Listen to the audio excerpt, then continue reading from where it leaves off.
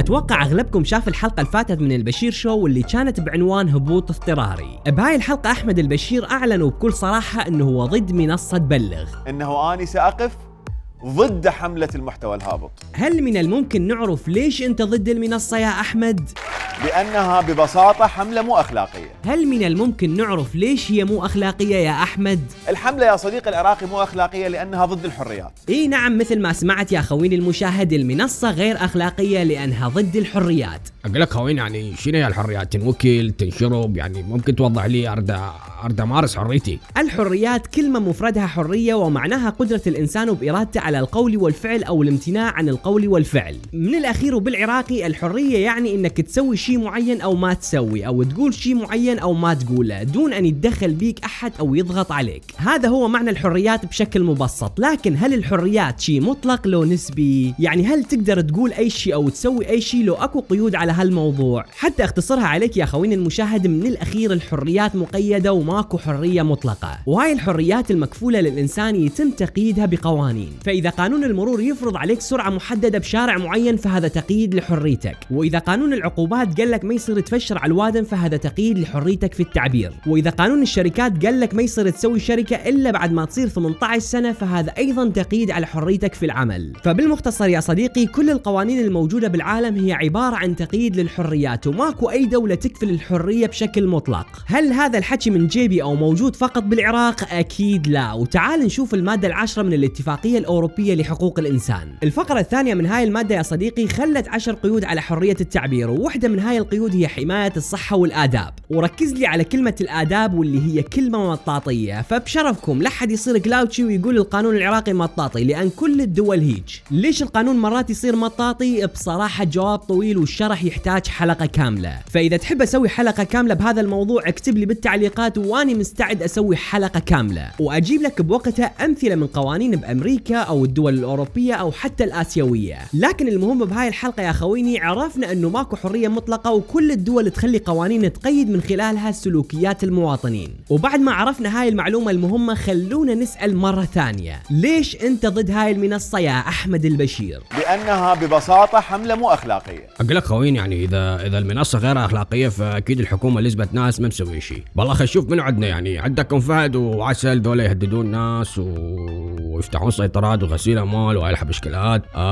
حسن صشمه يستغل قاصرات، لا يا الله. حمودي شارجر يحط صور بنات. لك رب الحلوه الشكوى معود. معقول احمد واقف في ذولا؟ اسمح لي اقول لك يا خويني العزيز انت غلطان، لان احمد البشير كان ضدهم اساسا. شلون ضدهم يا معود؟ غير يعني قال انا ضد الحمله. اي مثل ما سمعت يا خويني، احمد البشير ضدهم وكان يتحدى الدوله اذا تقدر تلقي القبض عليهم. عمي يا ضدهم يا بطيخ، غير قال حسن صشمه خطيه. بما انه حضرتك قافل وما تصدقني فخليني هنا اطلع لك السلاح السري، السلاح اللي راح يخلينا نرجع بالزمن للوراء. 3 2 1.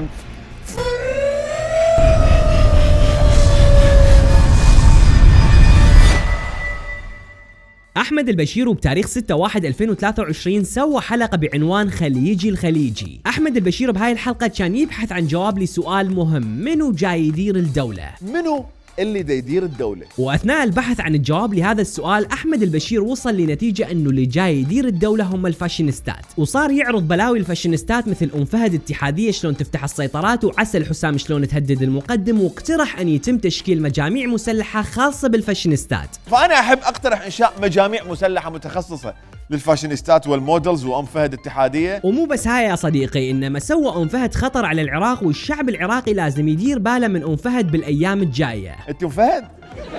العفو اسف، انا اعتذر على العراق للعراقيين على اللي صار بيهم، مو ذنبي والله، هي عصبت. المهم ومثل ما قلت قبل شويه، احمد البشير واثناء بحثه عن الجواب وصل لنتيجه انه اللي جاي يدير الدوله هم الفاشينيستات، وقسم الناس على نوعين، النوع الاول يبلغ على الفاشينيستات، النوع الثاني يعتقل النوع الاول، وهنا يقصد انه الاجهزه الامنيه تعتقل اي شخص يبلغ على الفاشينيستات. قسم ضد هاي التصرفات ويبلغون عليها مباشره، القسم الثاني يعتقل القسم الاول. دا تلاحظ يا خويني اخواني كمية التناقض اللي وقع بيها احمد خلال شهر واحد فقط. احمد البشير بعد ما كان يسمي ام فهد اتحادية صارت ام فهد خطية، والمصيبة انه قبل شهر احمد البشير وبشكل غير مباشر كان يتحدى القوات الامنية ويقول لهم صيروا زلم واعتقلوهم. بس انا اشجع القوات الامنية انهم ما يخافون ويصيرون سباع امام الغلط. ومو بس هاي يا صديقي، انما حسب كلام احمد بعض الفاشينيستات كانوا يسوون صفقات سياسية وابتزاز وغسيل اموال وفضح ملفات، والا شوية يطلع عنهن سبب سقوط الموصل. هذه النماذج مو كلها طبعا واجهات لعمليات ابتزاز وغسيل اموال وفضح ملفات. اقول لك عاد جاي يصير يا معود، ما تقول لي شو هذا قبل شهر ضد الفاشينيستات وسووا بلاوي الكوكب كلها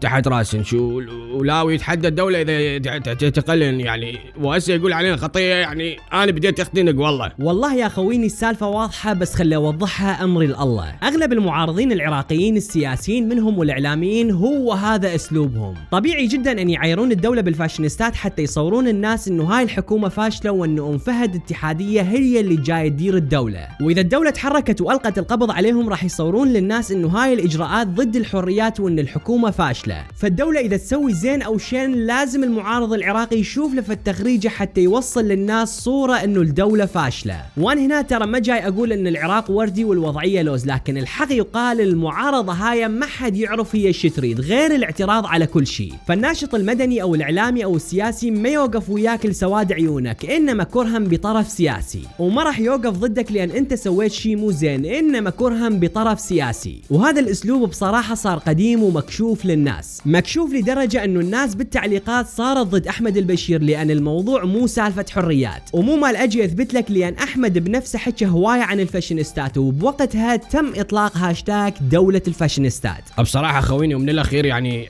انا ما اقتنعت، لان متعود احمد البشير يحكي الصدق. طيب خويني، بما انك متعود تسمع الصدق فخلي قلبك قوي وطفي لي الضوء وشغل لي موسيقى حزينة.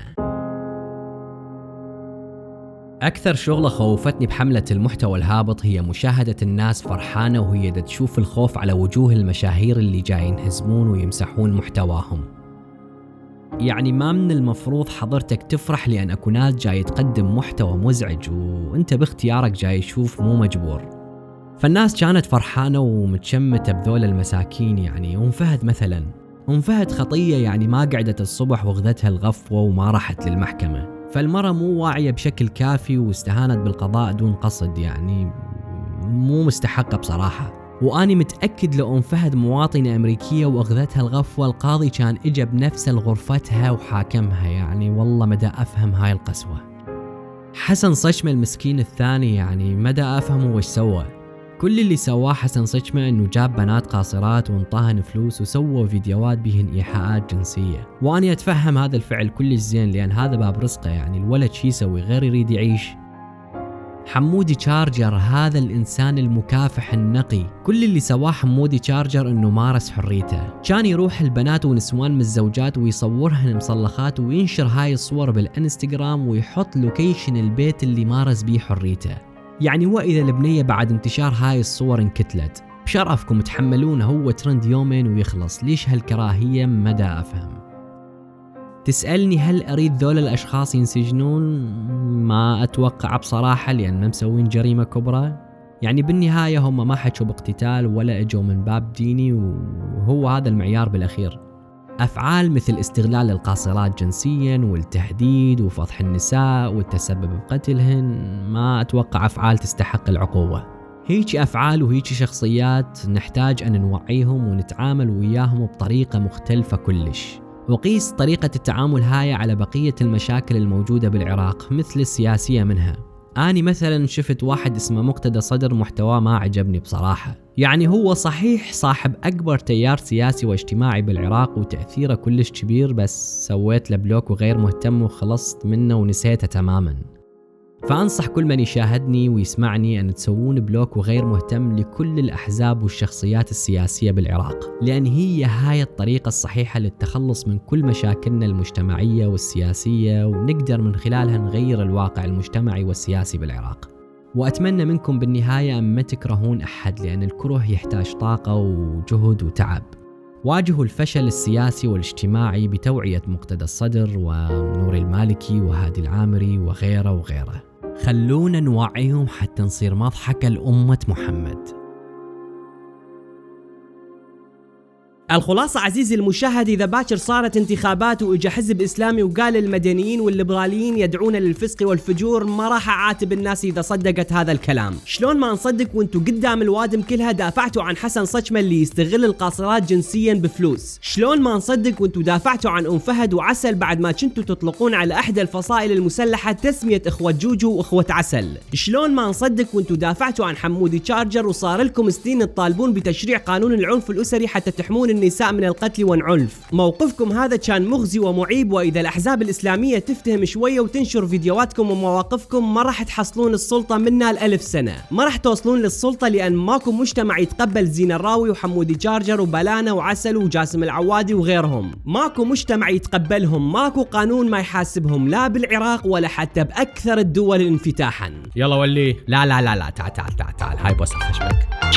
نقطة أخيرة حاب أقولها للأصدقاء بالريسيرش الخاص بالبشير شو. هاي حلقتين جايين ذكر اسم سعلوسة، وسعلوسة لا تم إلقاء القبض عليه ولا أحد جاي يمه، فيا ريت تتأكدون من المعلومة قبل لا تنطوها لأحمد، لأن أكو هواي ناس تسمعكم. بوساتي للجميع، وعثمان البشير بشرفك لا يجيني كوبي رايت، يعني والله العظيم ما ماخذ أكثر من 6 ثواني من البشير شو، فإذا أجاني كوبي رايت يا عثمان أجيك للبيت والله. لايك ومشاركة وتعليقاتكم، باي باي.